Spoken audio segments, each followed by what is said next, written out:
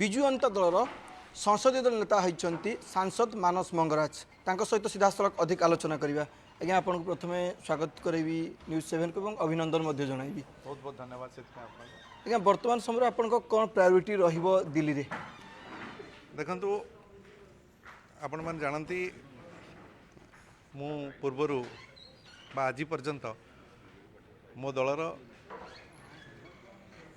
Rajya Sabha parliament रे मुख्य सचेतक भाव में दायित्व तुलाऊली।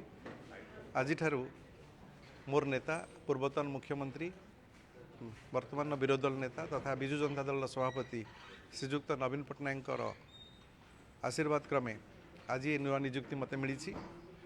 मु प्रथमे मोर नेता श्रीजुक्त नवीन पट्टनायक को कोटि कोटि प्रणाम जनइबी और धन्यवाद देवी। एते बड़ रेस्पॉन्सिबिलिटी मो ऊपर फिक्स करा जाइछि। आपण मैंने देखिछंती आमर जो पूर्वर 7 जन सांसद थिलु एबे 6 जन सांसद अछंती। समस्ते प्रति सेशन ने प्रति अधिवेशन ने ओडिशार स्वार्थ पाई आमे बहुत जोरसोर लड़ाई करिछु एवं आगामी दिन रे ए आमर स्वर को अधिक केवली शाणित करा जिवो सेति प्रति मध्य आमे चेष्टा करिवु। ता सहित दलीय स्वार्थ एवं राज्यवासी स्वार्थ केमती सेठी रहिबो सेति पई आमे समस्त सांसद मिसिकरी चेष्टा रहिबो एवं अत्यंत जोरदार भाव में अत्यंत युक्तियुक्त भाव में समस्त इश्यू उपर आमे गृहर ध्यान आकर्षण करिबो एवं उठेबो। ओडिशार क्यों प्रसंग को अधिक गुरुत्व देबे एवं संसद रे उठेबे? देखंतु ओडिशार प्रसंग आउ कोनोसी गोटे प्रसंग आउ नाही। ए डबल इंजिन सरकार रे बहुत गुडे प्रसंग आपण माने जानचंती। आपण माने डेली से मध्य सेगुडा को सब टेलीकास्ट करूचंती।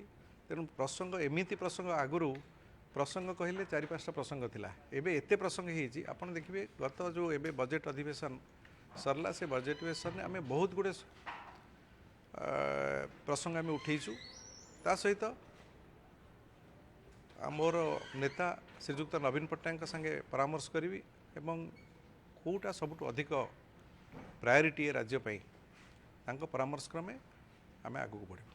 आज्ञा बर्तमान समय देखु रेलवे क्षेत्र में देखु सहित मेट्रो कथा मेट्रो को नहीं बर्तमान जोरदार चर्चा होची। ए प्रसंग गुड़िक आप राज्यसभा उठेबे कि? निश्चित भाव में रेलवे प्रसंग मु बारंबार बहुबार मु व्यक्तिगत भाव में राज्यसभा उठेइछि। ता सहित आमर अन्य सांसद मान मते उठेइछंती।